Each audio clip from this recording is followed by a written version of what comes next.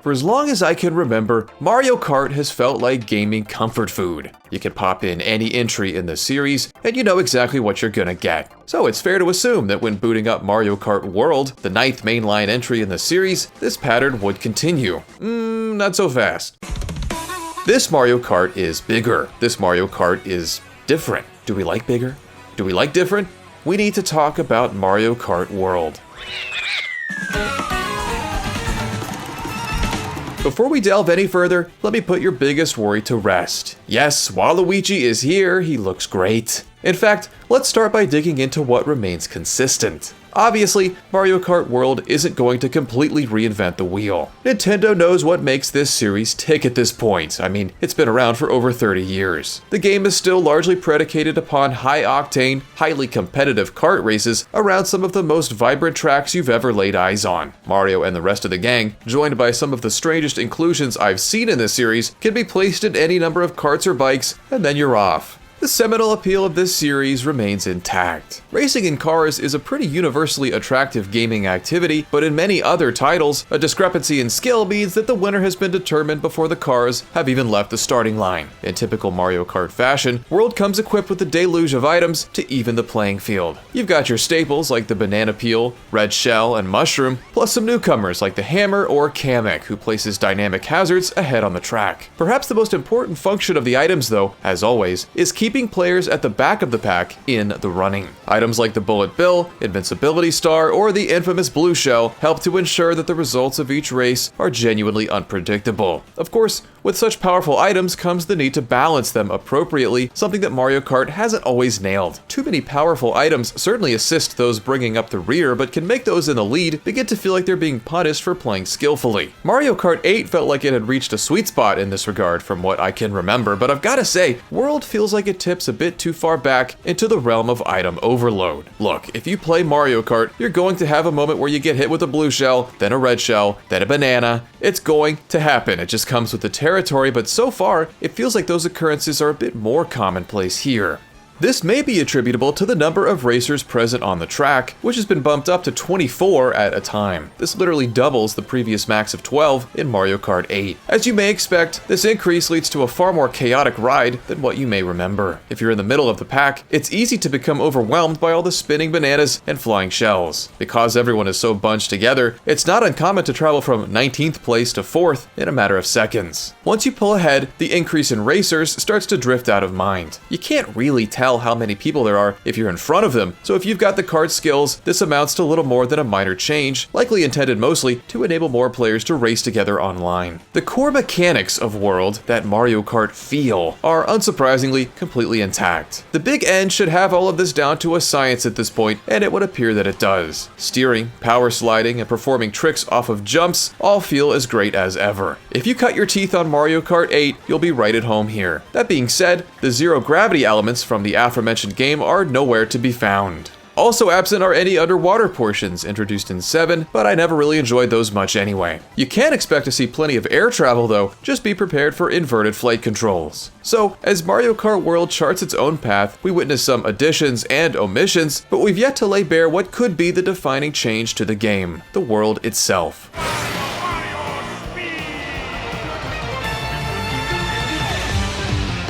That's right, we've got ourselves a proper world. Gone are the disparate tracks bound together by a menu. Well, I mean, those are still there, but now every track exists within the context of a massive open world. This carries with it massive gameplay implications, so let's dig in. Firstly, the world itself. Beyond just being a fun way to present all the tracks, the entire open world of the game is fully explorable. From the main menu, you can immediately transition into free roam mode, where any character of your choosing can begin driving around to your heart's content. There's plenty of open space to cover, but you're also always able to freely access any of the game's tracks if you want to get in a little practice. You can quickly fast travel to a track of your choosing, providing ample opportunity to familiarize yourself with early favorites. Of course, you can only drive around for so long before the novelty wears off, so Mario Kart World introduces a few different options to keep things fresh. Peach tokens and question mark tiles can be found in hidden or hard to reach spots around the world, encouraging you to experiment with exploration. The more involved collectible is P-switches. These big blue buttons will activate a mission of some kind, typically involving some kind of time trial. A lot of them are simple and quick to complete, but I've found a few thus far that really gave me a run for my money. These challenges are fun and engaging, but in my experience, will only hold your attention for so long. Free roam seemed like a huge selling point when Nintendo was previewing the game, but it does end up feeling somewhat like an afterthought, lacking a real sense of progression. The full character roster can be unlocked from just participating in races, so the motivation to actually complete the free roam missions can't be tied to tangible unlocks. It's funny, I just recently made an entire video about how the gaming industry has a bit of an unhealthy infatuation with open worlds, and this mode kind of exemplifies part of what I was discussing there. If we just remove the context of racing for a second, we'll get back to that in just a minute, what does this world really serve us as the player?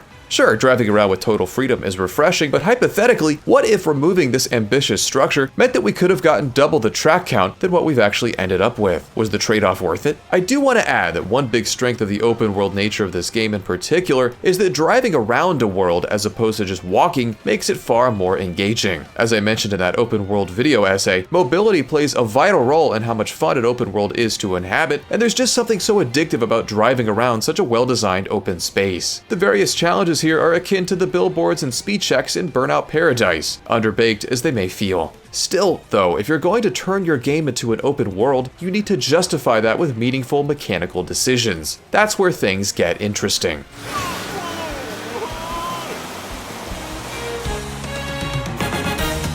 The mechanics of racing in Mario Kart World may feel familiar, but not all is how you remember. Historically, Mario Kart tracks have been circular in nature, featuring 3 laps before the race is completed. More recent entries, however, have begun to introduce longer tracks that feature distinct sections instead of repeating laps. Mario Kart World completely embraces this idea. There are some races that still present 3 standard laps, but those are fewer and farther between than ever before. Instead, most races actually find you speeding toward the next track. Once an initial Grand Prix race concludes, you'll begin the second race already in motion on the previous race's track. From there, you'll find yourself on a fairly straight course that culminates in 1 lap on the following track. So essentially, in a standard Grand Prix race, you're spending about as much time racing in the space between the tracks as you are on the tracks themselves. Obviously, this carries some pretty major ramifications. Other than the first race of each cup, you're never repeating any ground you've already covered. This means that it's going to take a lot more time to learn the ins and outs of each course, since you're retreading old ground far less frequently. Additionally, banana peels that everyone avoids become moot, as no one will ever circle back to potentially hit them on the next lap.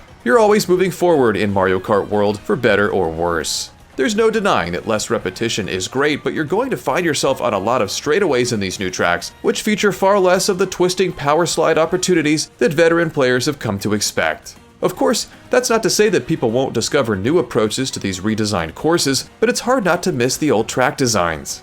Beyond this, the connective tissue, as I'll refer to it, between tracks just lacks the same pizzazz as the tracks themselves. Without even looking at the map, I can always tell when I've arrived at the next proper track. Beyond a musical transition, it's just easy to feel the thematic distinction and more traditional track structure. The space between, while absolutely vibrant and interesting, just lacks the cohesive identity of an old school track. I want to reiterate though that these portions of the tracks don't at all feel like afterthoughts. There are plenty of cool moments and visual splendor, but after over 15 hours of play, it's hard to cite many tracks as early favorites when so much of the racing doesn't even take place on the tracks themselves. Now, I don't want to sound overly negative here, as these changes present pros as well as cons. Again, since there's so much ground to cover, it's going to take longer to feel any fatigue that you have with past Mario Karts. This fact is further exemplified in a new mode, Knockout Tour. This mode finds you racing per usual, but the race doesn't stop when you reach the finish line. Instead, the entire race is chained together in real time, with multiple tracks feeding directly into each other. At the start of each track, the bottom chunk of players are eliminated,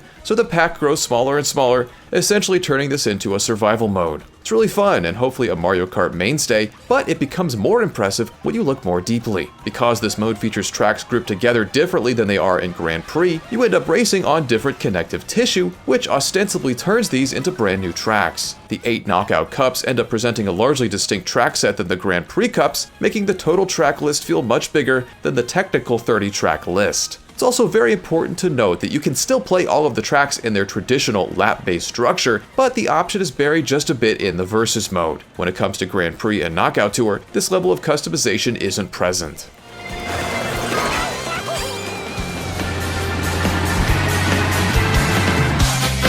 It's in these examinations that Mario Kart World's ambition really begins to come into focus. It's not as simple as throwing dozens of tracks into an open world, which would have been impressive in its own right. All of these tracks have to connect to each other, not just cohesively, but dynamically. It's not enough to just draw a path between them. The paths need to be exciting and varied enough to race upon over and over again. Oftentimes, Nintendo succeeds in that ambition, but the sheer amount of tracks and paths inevitably leads to some degree of homogeneity. This is made more evident when comparing the game to Mario Kart 8, which featured some of the strongest, most varied tracks in series history. It may sound like I'm skeptical of Mario Kart World's various tweaks and changes, but as I've continued to play, I've gotta say, they've continued to grow on me. This is a series, more than perhaps any other from Nintendo, that I expect to play it safely. Mario Kart 8 is by far the best-selling game in MK history, so it would be completely justified for the Big N to avoid risks. Instead of doing so, they massively increased the scope while also re-examining how the game functions. I don't want to hyperbolize the shifts. This is absolutely still Mario Kart, but it's a different flavor of kart than I ever expected to receive. Undercooked as some components may be, introducing them at all provides opportunity for the next entry in the series to build upon them. I suppose it's a bit difficult to discuss Mario Kart World without addressing that elephant, the $80 price tag, at least in the United States, of course. I'm not going to dissect the larger matter in this video, but here are my brief thoughts as they pertain to this specific game. Mario Kart World isn't definitively worth or not worth $80. Its worth is subjective and entirely dependent upon your perception of value. I deem the game to be worth the price, no question. I wouldn't be surprised if I end up with well over 100 hours logged into the game when all is said and done, which is a lot of entertainment. This is the most feature-rich entry in series history, no doubt. For my money, figuratively and literally, it warrants the price of admission, but many will feel to the contrary, and that's completely okay. If you're disillusioned by Mario Kart World's price, I implore you not to buy it. Please vote with your wallet. But I can assure you, if you take the plunge, the quantity of content on display here doesn't disappoint. Quality versus quantity is a tough balance to strike, with many modern games leaning towards the latter. Game development can feel like a race to stuff in more features and content than the next guy, which is ultimately a race to the bottom without judicious judgment. Mario Kart World, for the most part, manages to nail both. It leans fully into ambition and grandeur without ever sacrificing the standard of quality you expect from a first-party Nintendo release. If this is a harbinger of what's to come for the Switch 2, we've got quite a generation ahead of us.